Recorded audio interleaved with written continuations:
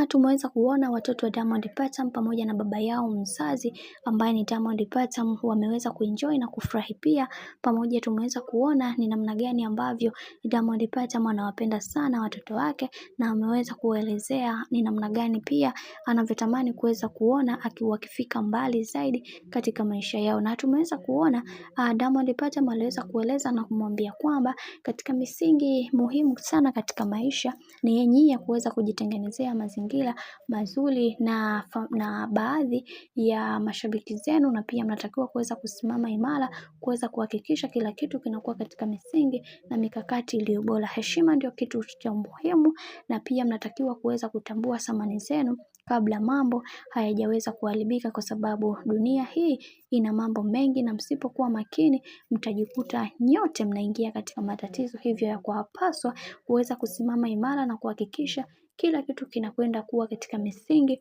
na mikakati iliyo bora, kwa sababu kila mtu anatamani kuweza kujua mengi zaidi katika kila hatua ya maisha ambayo anayoyapitia, na wengi wao walitamani kuweza kuwaona nyie mkiwa mbali zaidi kwenye swala nzima la elimu. Hivyo sitamani kuweza kuona watoto wangu mkipambana kuhusiana na swala zima la kimuziki, kwa sababu mimi baba yenu kiukweli sitamani kabisa kuweza kuwaona nyie watoto wangu mkipambana kwenye swala la muziki. Hili jambo limekuwa likiniumiza mara zote. Ni vyema mkakaa chini na mkasoma, mkatambua ni kitu gani mnatakiwa kuweza kukifanya.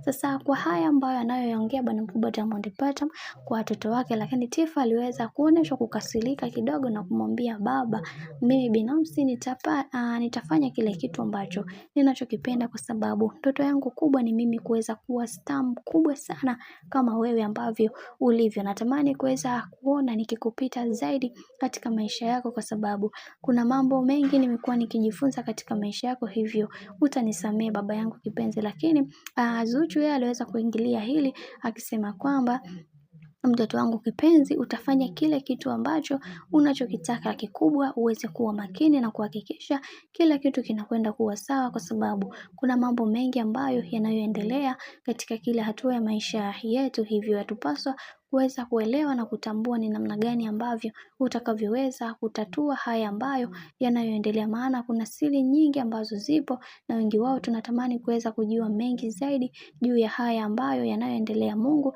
aendelee kukusimamia, awe katika misingi na mikakati iliyo bora, maana kuna mambo mengi ambayo yanayoendelea na wengi wao wanatamani kuweza kujua mengi zaidi. Bwana, mambo ndo kama hivyo ambavyo unavyozidi kujua.